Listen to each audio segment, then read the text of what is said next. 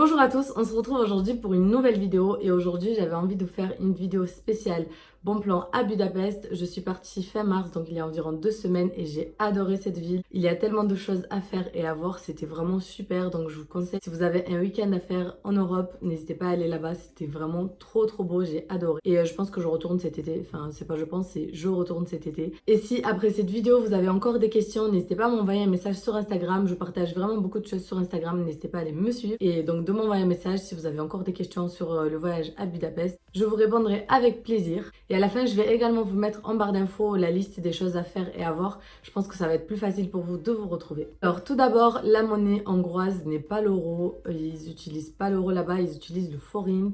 Je sais pas vraiment comment on le prononce. Il faut savoir que 300 forint égale 1 euro environ. Moi, ce que je vous conseille, c'est que si vous partez avec du liquide, vous échangez votre argent dans un bureau d'échange en France ou là-bas, comme vous souhaitez. La vie là-bas n'est pas très chère. Je vais vous donner un ordre de prix.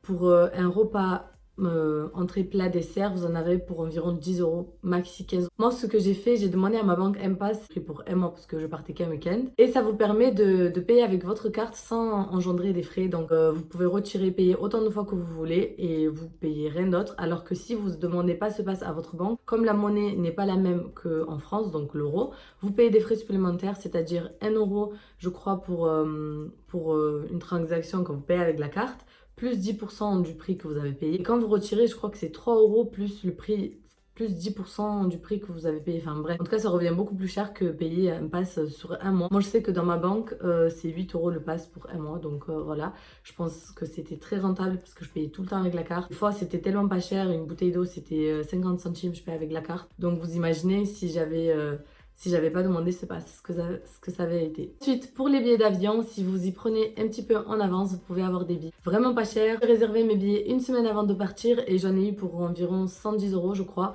pour l'aller-retour plus les valises. Et ensuite, le B&B, on a pris donc nous, on a pris un B&B, vous pouvez prendre aussi des hôtels. Vous pouvez regarder sur Booking, je pense pas que c'est très cher. Nous, on a préféré prendre un B&B et donc pour 3 nuits, on a payé 125 euros pour 3 personnes. Donc faites le calcul, ça revient environ 40 euros par personne pour les 3 nuits, c'est vraiment donné.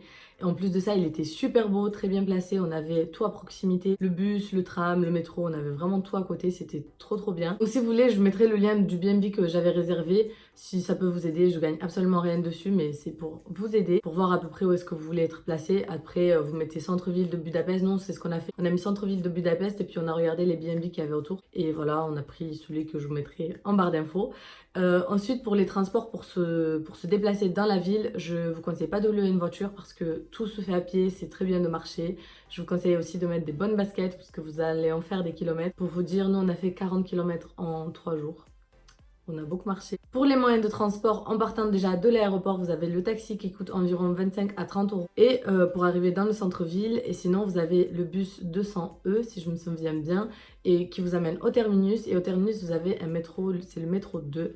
Et là, vous allez dans la direction que vous souhaitez, là où vous avez votre hôtel ou ce que vous souhaitez visiter. Et les billets des transports en commun, je crois que ça coûte environ 120 1,20 € et chaque fois que vous prenez un métro ou un bus, vous devez prendre un nouveau ticket. Donc faites attention, il y a des contrôleurs partout, on s'est fait contrôler, on s'est pris une amende.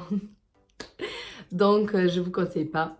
Il y a tout le temps des contrôleurs, surtout dans les métros, et il faut tout le temps valider votre ticket. Il n'y a personne pour vous surveiller, donc si vous ne le faites pas, personne ne vous dira rien. Vous pouvez passer tranquillement, il n'y a personne qui vous dira rien. Par contre, il y a des contrôleurs partout et ils vous attrapent tout le temps. Donc voilà, c'est un petit conseil que je vous donne. Prenez vos tickets de métro. Je sais pas, on n'a pas regardé s'il y avait des choses pour la journée entière. Nous, on prenait de temps en temps des tickets et puis voilà. Pour le petit déjeuner, je vous conseille le café de New York. C'est l'un des plus beaux cafés au monde. Quand je me suis renseignée sur les choses à voir, c'est ce qu'il était écrit. C'est ce qu'il était écrit, ça se dit ça? Je sais pas, bon bref, vous m'avez compris. Donc je vous conseille fortement, je vous conseille également de réserver avant d'y aller parce qu'il y a tellement de monde que les gens font la queue. Et souvent certains ne peuvent même pas rentrer tellement il y a du monde. Le petit déjeuner, il est jusqu'à 11 h, il faut aussi le savoir parce que nous, on s'est pointé là-bas vers 10h30, sauf que le temps qu'on fasse la queue, il était 11 h et en fait, on pouvait même plus prendre le petit déjeuner sur place. On était vraiment dégoûtés, on s'est dit, mais Enfin, pourquoi on n'a pas réservé quoi? Bon, après, on pouvait pas tout savoir, mais du coup, je vous le donne ce conseil. Si vous voulez aller là-bas, après, on a quand même vu l'intérieur et c'était vraiment magnifique, c'est quelque chose à voir. Donc voilà, pour le petit déjeuner, après les autres, vous pouvez aller dans le centre ou là où vous visitez, vous avez toujours des petites choses à voir à côté. En ce qui concerne la nourriture traditionnelle, vous avez le goulash, c'est une soupe à base de viande. Donc moi, je n'ai pas goûté parce que je ne mange pas de viande, mais apparemment, c'est très très bon. Les personnes qui étaient avec moi, elles ont adoré. Donc je vous conseille le goulash et également les langos, je sais pas comment ça se dit. En fait, c'est une genre de pâte à base de c'est une genre de pâte comme si on vous met du pain, mais très très bon, très tendre. Vraiment, c'est trop trop bon. Pareil, ça aussi, je connaissais parce que chez moi en Roumanie, il y en a. Donc vous avez ça avec de la crème fraîche, enfin c'est un truc traditionnel quoi, je vous mettrai une photo pour voir ce que ça donne et le nom du restaurant où on était allé c'était Langosh Papa, mais pareil si vous oubliez je vous mettrai tout ça en barre d'infos.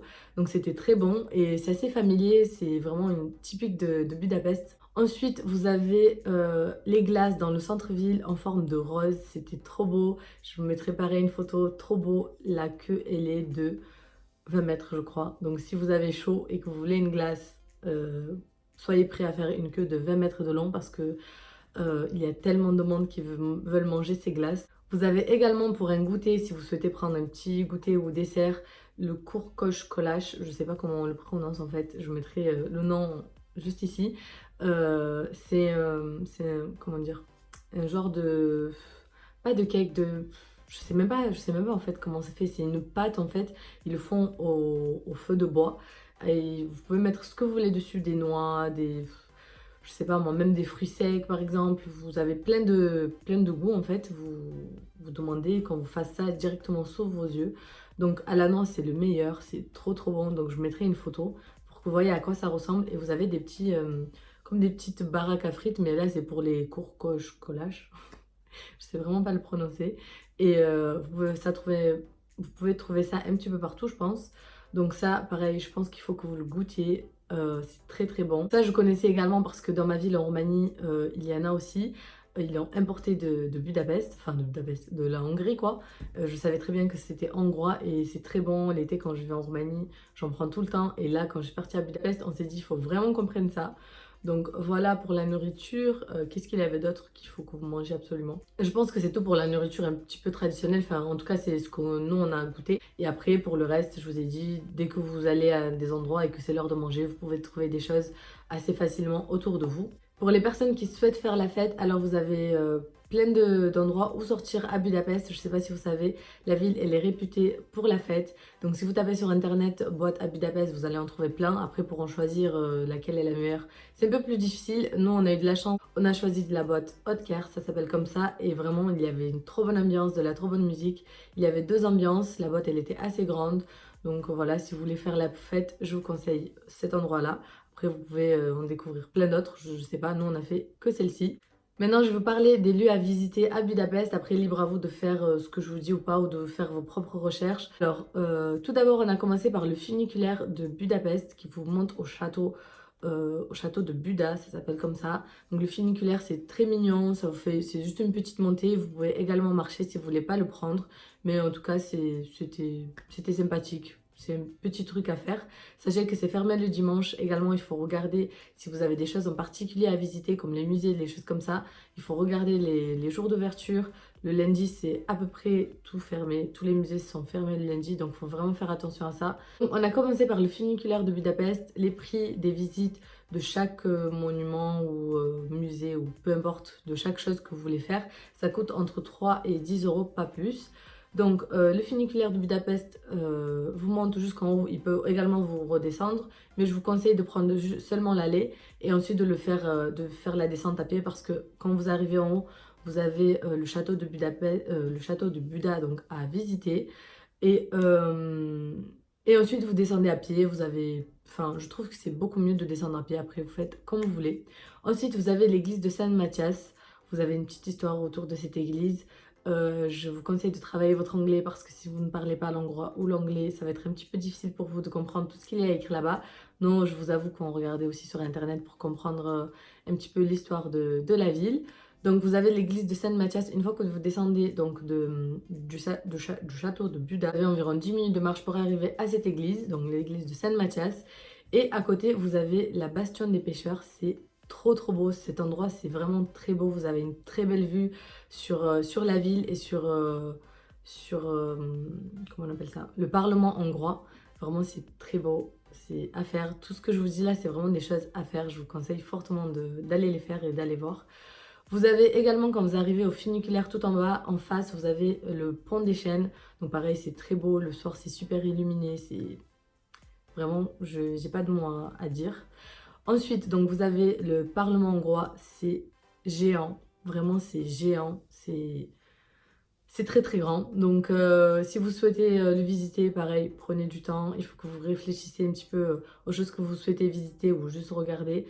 Nous, on s'est pointé devant le Parlement et c'était fermé le jour où on est parti, mais c'est pas grave, on a quand même vu l'architecture de l'extérieur et c'était vraiment très beau à voir. Ensuite, pas loin du Parlement hongrois, vous descendez et vous avez des petites chaussures qui sont positionnées au bord du Danube. Il y a une petite histoire avec ces chaussures qui sont positionnées au bord du Danube, mais je vous la raconte pas, je vous laisse la découvrir là-bas sur place ou vous renseigner par vous-même.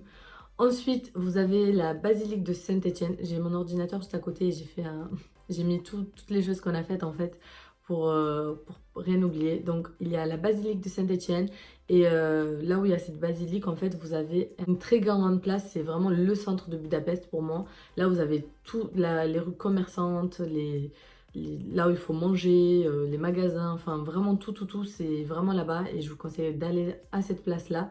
C'est très beau, c'est grand, vraiment tout est beau, l'architecture elle est vraiment très belle dans cette ville. Ensuite, vous pouvez faire les croisières sur le Danube. Je vous conseille de faire ça le soir parce que tout est illuminé, c'est très beau à voir et vous pouvez faire ça au bout du deuxième jour par exemple, une fois que vous aurez commencé à un petit peu visiter la ville. Comme ça, quand vous faites la visite sur le Danube, vous voyez un petit peu toutes les choses que vous avez vues la journée, mais là, tout illuminé, donc c'est très beau, vraiment. J'ai adoré.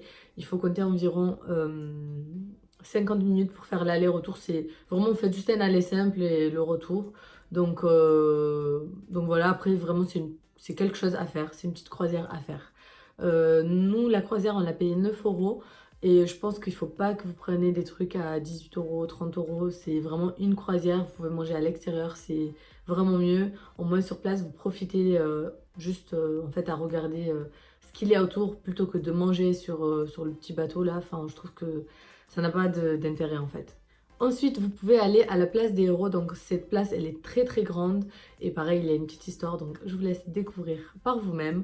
Et juste à côté, vous avez le musée des Beaux-Arts de Budapest, si vous souhaitez le visiter. Pas loin de cette place et donc du musée, vous avez les bains thermales. Je crois que ça s'appelle comme ça, bains thermales. Je sais même pas si ça se dit. Je vous mettrai le nom parce qu'il est très particulier, je ne sais, j'arrive vraiment pas à le prononcer. Donc le nom de ces bains-là, de ces eaux thermales. Nous, on a fait ça le dernier jour, c'est ouvert jusqu'à 22 h et c'est, je crois, la chose qui a coûté le plus cher. C'est environ 20 euros l'entrée. Mais c'est vraiment quelque chose à faire. Vous avez les bains en extérieur, mais qui sont chauffés, qui sont à 30 degrés, je crois même plus. Et à l'intérieur aussi, c'est très très grand. Donc je vous conseille de faire tout le tour. Nous, on n'a pas fait tout le tour, je sais pas pourquoi. On s'est posé, on était vraiment posé tranquillement. Et on n'a plus bougé parce qu'en fait, tellement on avait marché pendant les 3 jours que là, on s'est vraiment relaxé. Donc c'était vraiment très très bien. Je vous conseille de le faire. Donc prenez votre maillot de bain. Vous avez également, si vous voulez visiter, il y a l'opéra. C'est très grand. L'extérieur il est en travaux donc vous avez des heures particulières pour les visiter. Il faut également que vous regardez ça si vous souhaitez aller le voir. Donc l'extérieur vous ne pourrez même pas le voir, mais l'intérieur si vous voulez le visiter. Vous avez également à Budapest la plus grande synagogue d'Europe. Je sais pas si ça vous intéresse d'aller la voir. Ah oui, j'ai failli oublier, vous avez le marché de Budapest, c'est dans un grand hangar en fait. Je crois que ça s'appelle les Halles de Budapest. Je sais plus exactement, mais en tout cas vous mettez le grand marché de Budapest et vous allez voir, c'est très très grand, c'est quelque chose pareil à voir. Et juste à côté, vous avez un genre de centre commercial. Je sais pas si c'est un centre, en tout cas ça s'appelle La Baleine. La Balena, je crois. Je crois que ça s'appelait comme ça en hongrois. Enfin, en fait, c'est un genre de centre commercial en forme de baleine. Tout est vitré, donc l'architecture, je sais pas si ça vous plaît. Moi, j'étais avec des personnes qui étudient l'architecture, donc comment vous dire que oui, on est passé voir ça également. Et puis après, on avait mangé On avait mangé pas loin et puis vous avez la vue sur le Danube de ce, comment on appelle ça, de ce centre en fait, je sais pas si c'est centre commercial, je crois que c'est ça en fait, un genre de centre commercial. Donc c'est pas loin du marché et vous avez également un autre pont qui s'appelle le pont de... pareil, le nom il est trop bizarre, je vous mettrai pareil ici en fait. Parce que le nom je peux pas le prononcer, je sais pas prononcer ça. En fait c'est un très beau pont vert, donc si vous souhaitez faire de belles photos. Sur Instagram si vous voulez aller voir, j'ai fait plein de photos, je vous mettrai des petites photos juste là pour que vous voyez ce que ça donne. Et c'est pareil, c'est un truc à voir. Tout ça est à côté, donc je vous conseille de les faire ensemble. Vous avez également un château à voir qui est pas loin de la place des Héros. Je vous conseille d'aller le voir. Nous, on n'a pas visité l'intérieur, je sais même pas si l'intérieur se visite. En tout cas, l'extérieur, c'est très très beau, c'est très grand, on dirait un décor de cinéma. Donc, vous pouvez également aller faire un petit tour si vous souhaitez. Et vous avez aussi le musée du selfie, c'est très rigolo. En fait, c'est juste rigolo parce que c'est pas quelque chose d'intéressant, enfin, c'est pas quelque chose de super intéressant, mais c'est rigolo à faire. Nous, on l'a fait et vraiment, c'était assez sympathique. Donc, vous avez également le musée du selfie. Donc, voilà, je pense que c'est à peu près tout. Je vous ai dit les choses que nous, on a faites et les choses qui étaient à faire en fait parce que je m'étais renseignée avant de partir. Je voulais pas arriver là-bas et me dire, bon, qu'est-ce qu'on va faire? Je déteste ça. J'aime bien que ça soit un petit peu organisé et puis voilà on profite de la ville.